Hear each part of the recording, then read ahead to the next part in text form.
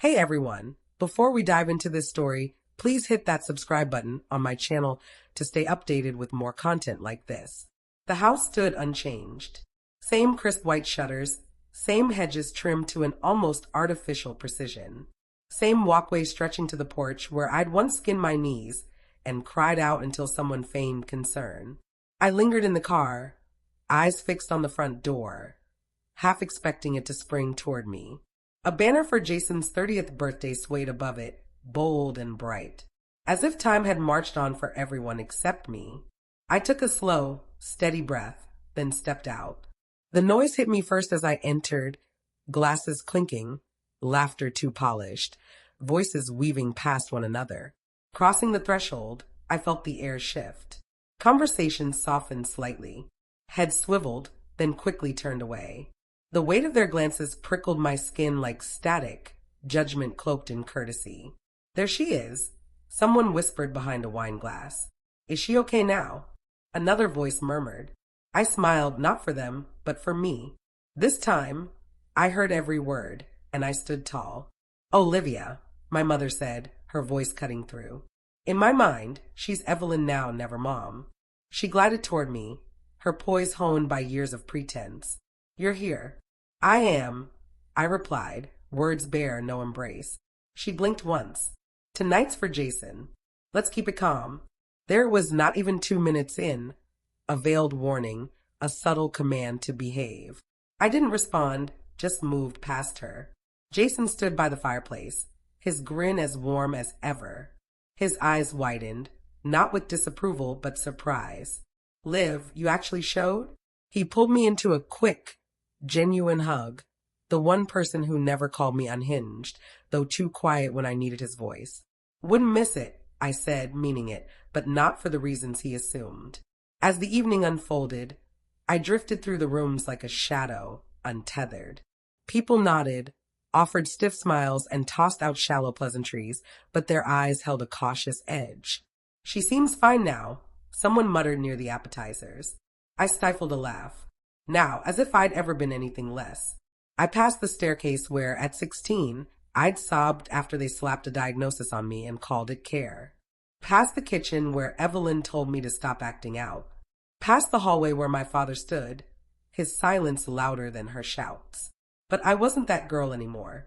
In my purse, a small black Bluetooth speaker hummed with potential, charged, loaded, waiting.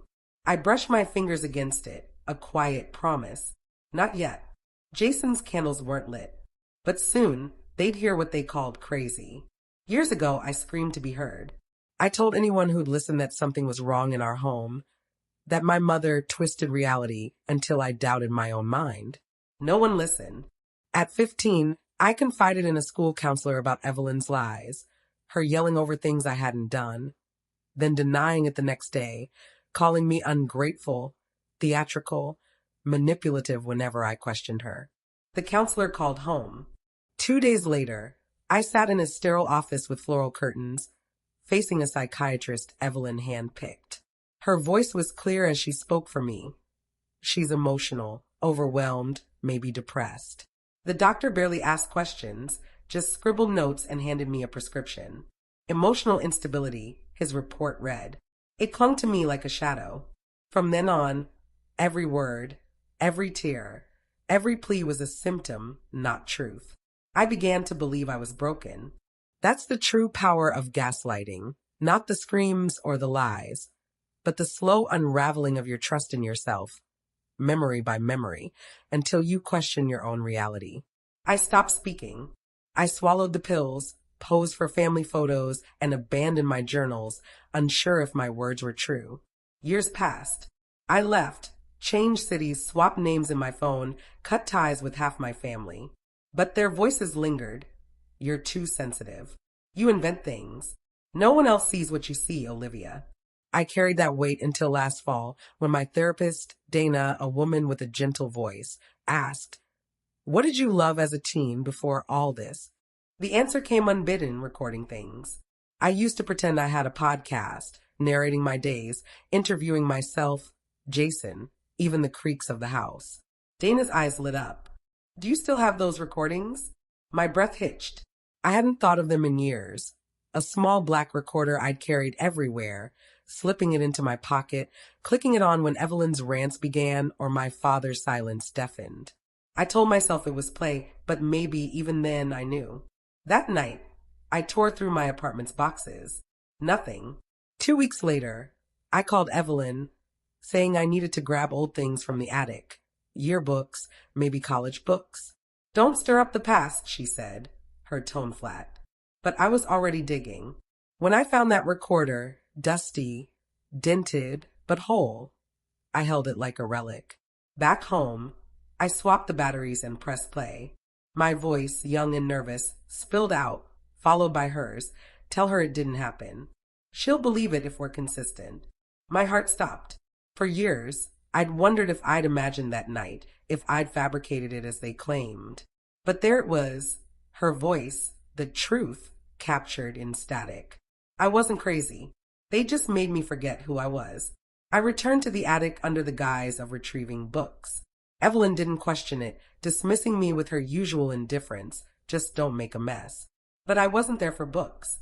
The attic door creaked as I pulled it down, the metal ladder groaning under my weight. The air smelled of cedar and dust, time trapped in stacks of boxes, Christmas ornaments, broken lamps, our family's history sealed in cardboard. It felt suffocating. I sifted through boxes, one labeled toys, another Olivia's school. Inside were old tests, a trophy for most improved. Then beneath cassette tapes and dried-out pens, I found a tin lunchbox, a faded sticker on the lid, my handwriting scrawled in blue Sharpie. Podcast experiments. My hand shook as I opened it. Tangled earbuds, dead batteries, and there, the recorder, small, black, a dent on one side, the red record button worn smooth. I cradled it like something holy. Back in my apartment, blinds drawn, lights dim, I inserted fresh batteries and pressed play. The tape hissed to life. At first, it was lighthearted, my young voice hosting a pretend talk show.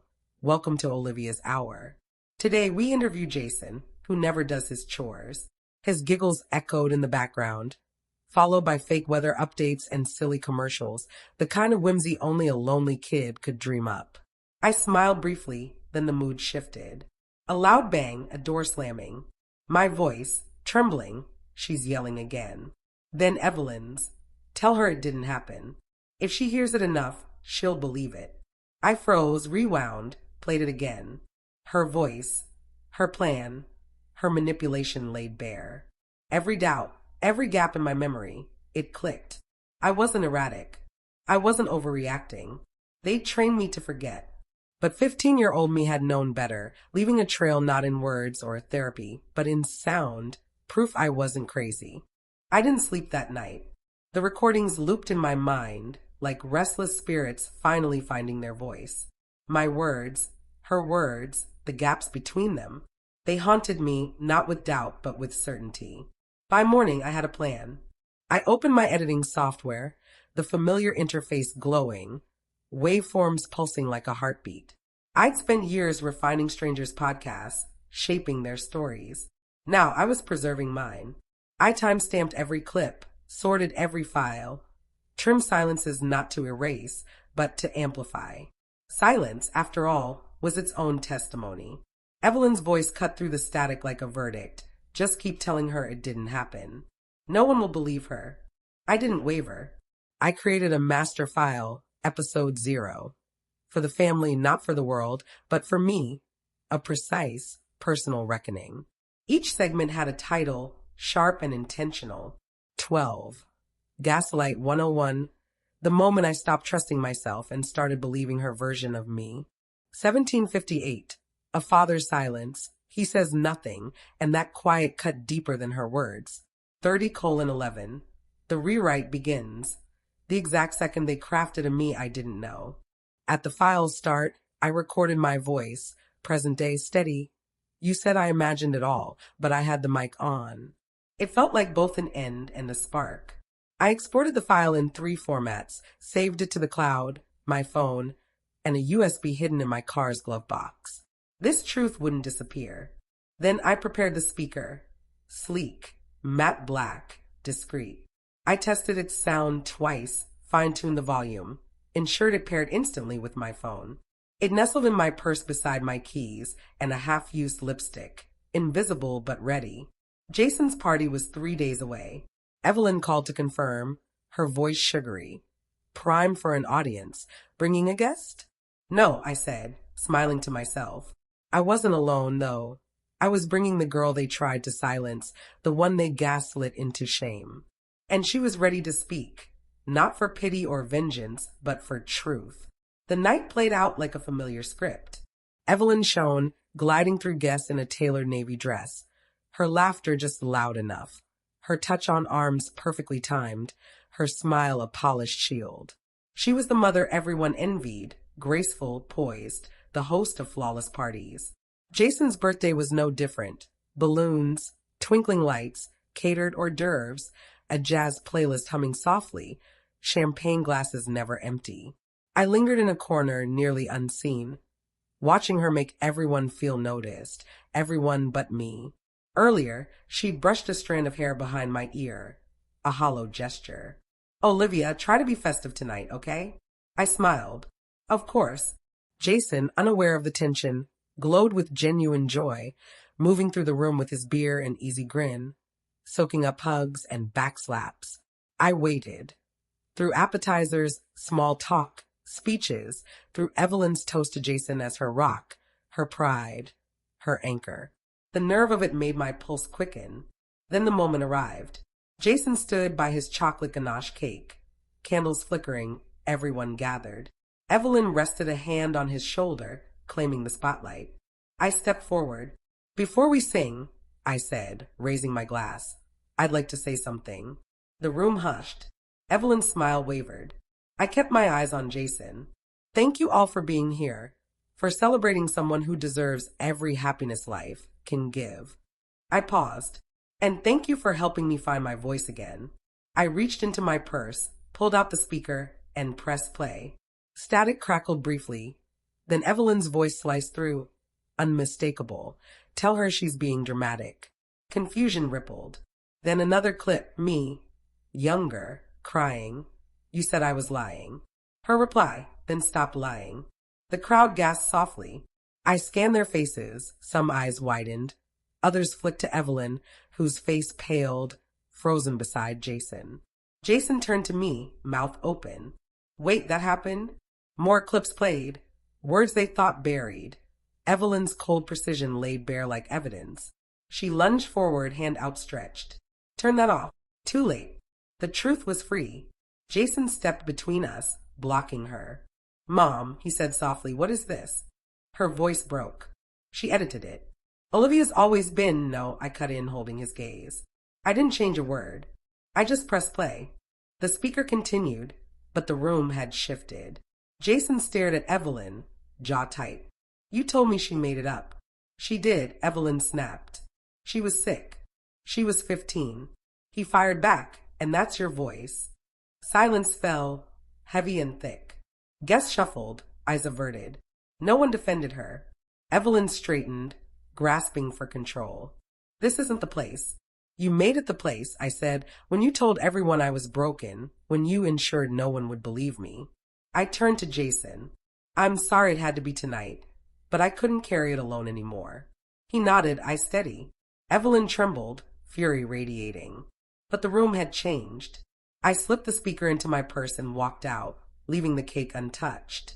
No one stopped me, and that silence felt like victory. Jason didn't blow out his candles.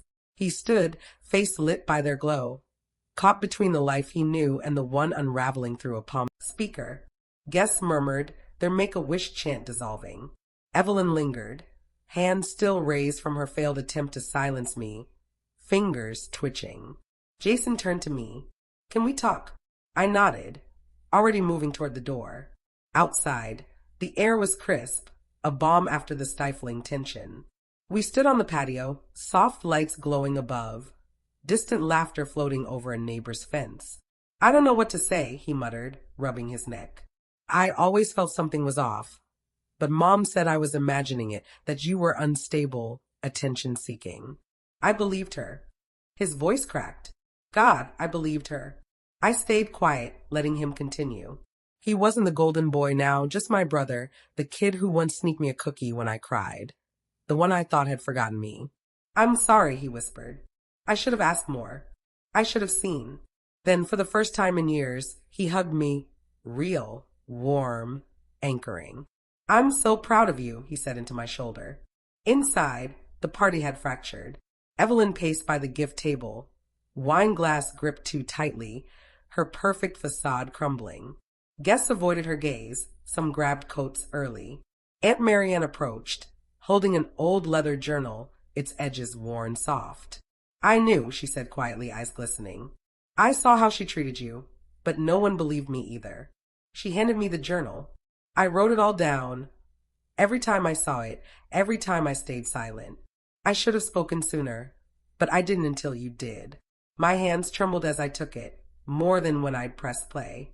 Inside, Evelyn still paced, lips moving, but no one listened. My father, Graham, stood against the wall, arms crossed, silent. For once, his silence didn't shield her, it chose me. I didn't stay for cake. As guests shifted awkwardly around melting candles and untouched wine, I grabbed my purse, gave Jason a final nod, and walked out the front door. No one stopped me or asked why I was leaving early. That heavy silence, once oppressive, now felt like freedom. Back home, I kicked off my shoes, opened my laptop, and paused over the keys before clicking record. This wasn't a hidden archive anymore. I titled it Episode 1. They said I was crazy, but I recorded the truth. No intro, no music, just Evelyn's voice, sharp and preserved. Tell her she's being dramatic. Clip after clip, years distilled into minutes, a symphony of gaslighting and control. But the final voice was mine, steady and clear. They said I was unstable, that I invented things, that I was broken. But I was never broken.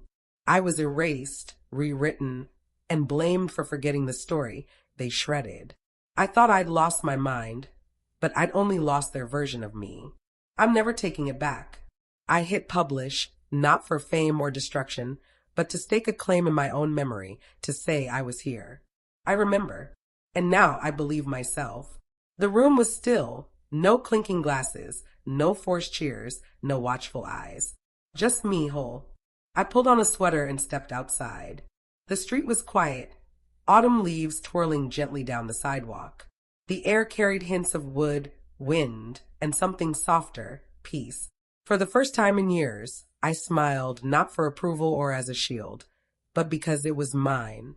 My story, my voice. And this time I held the mic.